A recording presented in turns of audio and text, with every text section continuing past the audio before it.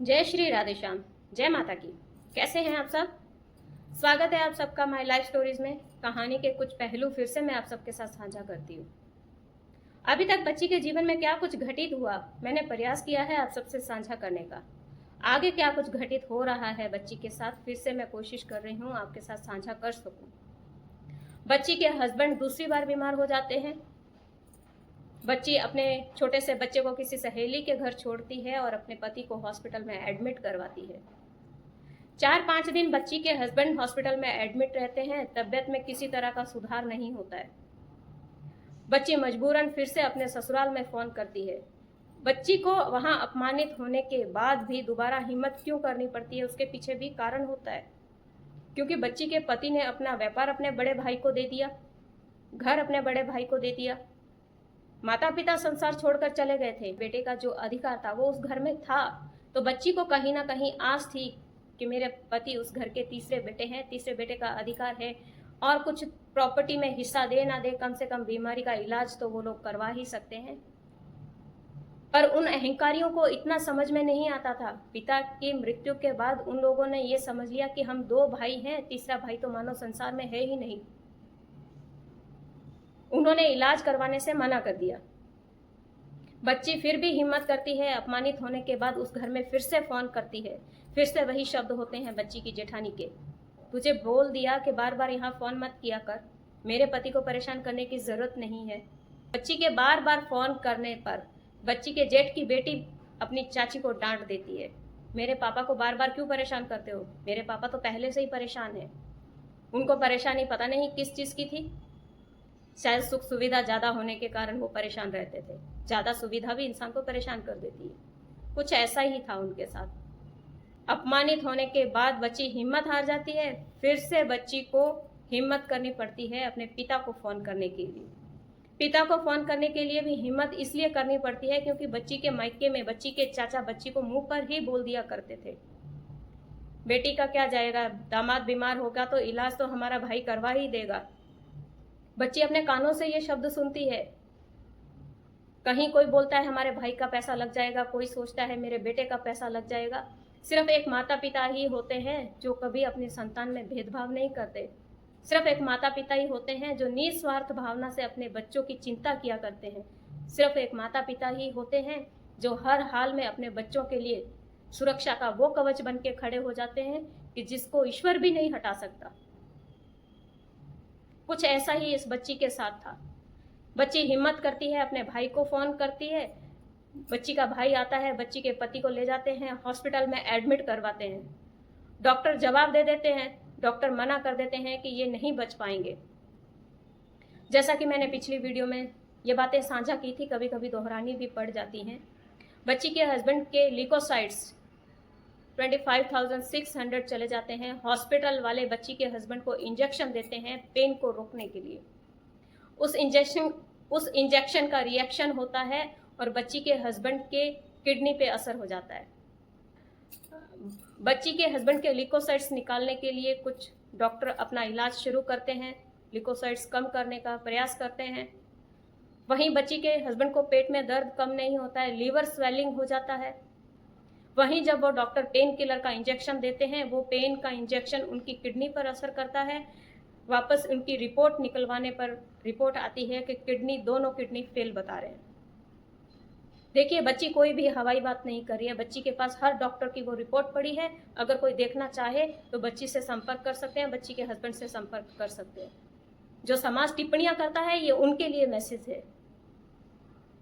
बच्ची के हस्बैंड का ल्यूकोसाइट्स 10,000 डेथ पॉइंट होता है, वो 25,600 चला जाता है। लीवर 70% डैमेज बता देते हैं। पेन किलर का इंजेक्शन लगाने से किडनी फेल बता देते हैं। उस हालात में बच्ची फिर से घबरा जाती है, सोचती है कि कुछ हो जाएगा। डॉक्टर बार बार यही मैसेज देते रहते हैं कि ये नहीं बच पाएंगे। बच्ची के पिता घबरा जाते हैं। बच्ची के मायके वालों के पैरों के नीचे से जमीन खिसकने लगती है। वो हर प्रयास करते हैं कि कौन से हॉस्पिटल में लेकर जाएं जहां हमारे दामाद का इलाज हो सके। बच्ची फिर से हिम्मत करती है, अपने ब्रदर इन लॉ से बात करती है, पहले डॉक्टर से बात करती है, रिक्वेस्ट करती है कि आप एक बार मेरे ब्रदर इन लॉ को समझा दीजिए कि मेरे पति की सिचुएशन क्या है। डॉक्टर मान जाते हैं पर सामने से ब्रदर इन लॉ बात नहीं करते हैं। जेठानी बच्ची को बोल देती है, तुझे समझ में नहीं आता कि बार बार फोन करती है? तेरे बाप की अगर औकात नहीं है इलाज करवाने की तो तेरे पिता को बोल के गाड़ी में डाले और यहाँ भेज दे, तेरे बाप की गाड़ी का खर्चा मैं दे दूंगी। यही शब्द उस बच्ची की जेठानी के होते हैं। वो इन शब्दों से पलट नहीं सकती हैं। बच्ची के पिता बच्ची से बार बार पूछते हैं कि तूने तेरे ससुराल में बेटा फोन किया क्या? बच्ची के पास जवाब नहीं होता है। वो क्या बताए अपने पिता को कि उसकी जेठानी ने क्या जवाब दिया। मजबूरन बच्ची को ये बात जैसे उसकी जेठानी ने बताई वैसे ही अपने पिता से साझा करनी पड़ती है। पिता को दुख होता है कि भाई हॉस्पिटल में एडमिट है और दूसरा भाई और उसकी पत्नी इस तरह से बात करते हैं। पिता बच्ची के जेठ को फोन लगाते हैं और बच्ची के जेठ से कहते हैं कि आपका भाई हॉस्पिटल में एडमिट है, एक पिता की संतान है आप, इसको आइए और संभालें आप। ये फर्ज मेरा नहीं है, ये फर्ज आपका है। यहाँ अधिकार भी आपका और फर्ज भी आपका। मेरी बेटी है इसलिए मुझे मजबूरन खड़ा रहना ही पड़ेगा। इंसान को मरने के लिए छोड़ नहीं सकता हूँ। आप लोग नहीं आ रहे हैं इसलिए बच्ची को मजबूरन मुझे बोलना पड़ा या मुझे मजबूरन खड़ा रहना पड़ा। बात पैसों की नहीं है। जो जेठानी ने बोला कि तेरे पिता की यदि औकात नहीं है तो यहाँ भेज दे, गाड़ी के पैसे भी मैं दे दूंगी। तब बच्ची के पिता बोलते हैं कि बात पैसों की या औकात की नहीं है, आपका भाई बीमार है, किसी के जीवन और मृत्यु का सवाल है। इस समय पर आप ऐसी बातें ना करें और अपने भाई को आकर संभालें। बच्ची के पिता की ये बात कहने पर बच्ची का जेठ भड़क जाता है और बच्ची के पिता को कहते हैं कि आपको किसने अधिकार दिया इतनी ऊंची आवाज में बात करने का? बेटी के पिता हैं इसलिए शायद उनको सब कुछ सुनना ही पड़ेगा। बेटी के पिता को भी गुस्सा आता है कि मैंने बेटी दी है, आज सास ससुर यदि बच्ची के ये संसार छोड़कर चले गए हैं, तुम पूरा परिवार संभाल कर बैठे हो, तुम्हारे पास पूरी प्रॉपर्टी है, मेरी बच्ची का या दामाद का भी तो कुछ हिस्सा होगा। अरे कम से कम उस हिस्से को बेचकर ही दामाद का इलाज करवा दे। पर उन भाइयों को प्रॉपर्टी से इतना प्रेम था, इतना पैसे से प्रीत थी, इतनी पैसे से प्रीत थी कि उनको बीमार व्यक्ति के जीवन का कोई मोल नहीं था, कोई मूल्य नहीं था कि कोई इंसान बीमार है। बाहर का हो तो भी 1% के लिए इंसान सोच लेता है कि वो हमारा कुछ लगता नहीं है, उसकी चिंता हम क्यों करें। एक बड़ा भाई पिता की तरह होता है। पिता की मृत्यु के बाद जिम्मेदारी बड़े भाई के कंधों पे आती है। कहने को ज्वाइंट परिवार था, पर बच्ची के लिए तो कभी ज्वाइंट परिवार था ही नहीं। जो इंसान बीमारी में भी अपने भाई को नहीं संभाल सकता, ऐसे इंसान के लिए क्या शब्द कहेंगे। बच्ची के पिता उनको बोलते हैं कि आप एक पिता की संतान हैं, मुझे शर्मिंदगी महसूस होती है कि मैंने अपनी बेटी को, कि मैंने मेरी बच्ची का बहुत ऊंचे खानदान में ब्याह किया था। ये सोचकर नहीं किया था कि ये परिवार अंदर से खोखला है। ये सोचकर नहीं किया था कि बड़ा परिवार है, दुख सुख में बड़ा परिवार काम आता है, पर बड़ा परिवार ऐसा भी होता है। तुम उस पिता की संतान हो जो देवतुल्य था। बच्ची के ससुर का नाम लेते हैं बच्ची के पिता और बच्ची के जेठ को कहते हैं कि क्या तुम उस पिता की संतान हो? शर्म आने की बात है। बच्ची के जेठ इतना भड़क जाते हैं, बच्ची के पिता को फोन पर बच्ची की गलतियां गिनवाना शुरू कर देते हैं। बच्ची के पिता एक ही बात कहते हैं, अभी तुम्हारा भाई हॉस्पिटल में एडमिट है, मेरी बेटी की गलतियां मेरी झोली में डालने के लिए जिंदगी पड़ी है। बच्ची की गलतियां मुझे बाद में हिसाब दे देना, पर अभी आकर अपने भाई को संभालो। इतनी बातें होने के बावजूद भी, ऐसी हालत होने के बावजूद भी दोनों भाई फोन नहीं उठाते हैं, दोनों भाई नहीं आते हैं। उनको ये लगता है कि कहीं हम जाएंगे तो इलाज शायद हमें करवाना पड़ जाएगा, लाखों का खर्चा हमारी झोली में आ जाएगा। पर बेटी के पिता तो मजबूर थे, बेटी थी उनकी। बच्ची के पिता डॉक्टर के जवाब देने के बाद दूसरे शहर में एक बड़े हॉस्पिटल में बच्ची के हस्बैंड को एडमिट करवाते हैं। बच्ची के पिता की जान पहचान अच्छी थी, पहले से ही शहर में कुछ अपने रिश्तेदारों को फोन कर देते हैं। हॉस्पिटल पहुंचने से पहले वहां हॉस्पिटल की फीस जमा करवा दी जाती है, सीधा आईसीयू में एडमिट करवा दिया जाता है। डॉक्टर्स चेक करते हैं, डॉक्टर्स जवाब दे देते हैं, वहीं बोल देते हैं कि ये इंसान मुश्किल है बच पाना। पर मैंने पिछली वीडियो में भी एक शब्द साझा किया था कि जाको राखे साईं मार सके ना को। जब ईश्वर के हाथ बड़े हो तो मारने वाला भी फीका पड़ जाता है। ये सब घटनाएं घटित तो होती जा रही थी, रुक नहीं पा रही थी।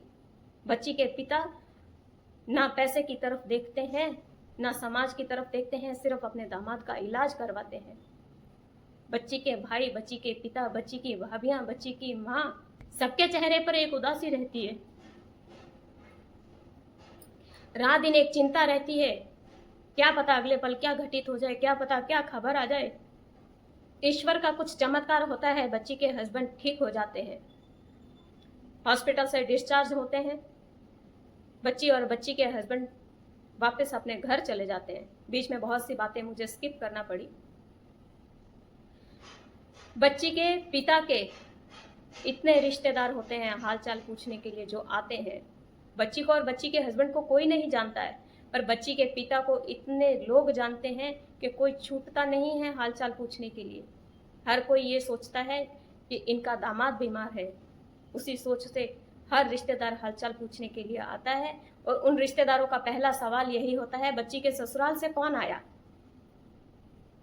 ना बच्ची के पिता के पास जवाब होता है, ना बच्ची के भाइयों के पास जवाब होता है, और ना ही बच्ची के खुद के पास कोई जवाब होता है।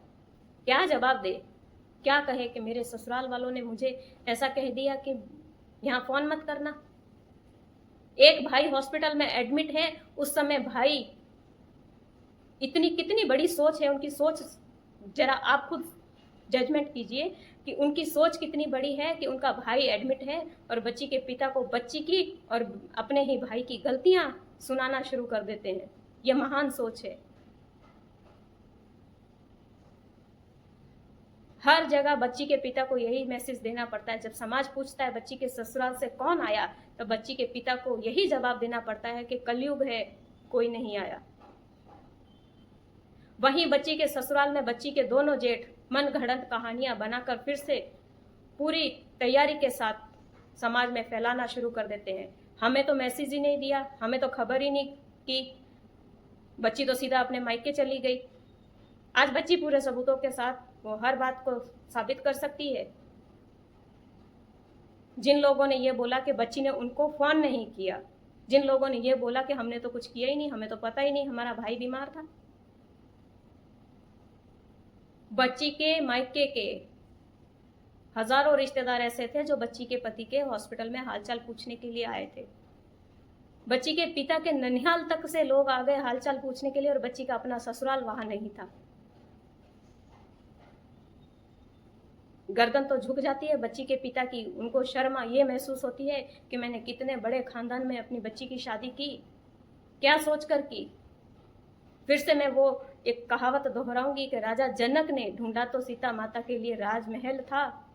किसे पता था कि बच्ची के जीवन में इतना संघर्ष लिखा होगा।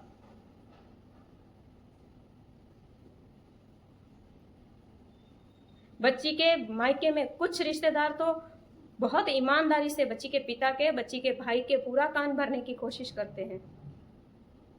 बच्ची कानों से सुन लेती है, फिर भी हिम्मत इसलिए आती है कि मुझे मेरे पति को ठीक करना है, उन बातों को अनसुना कर देती है।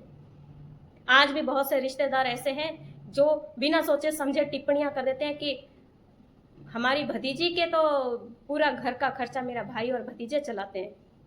वो बच्ची इस वीडियो के माध्यम से उन लोगों से जवाब मांगती है, अपने भाई से और अपने भतीजों से एक बार पूछे कि कितना चलाया, हिसाब बताए जरा उस बच्ची को।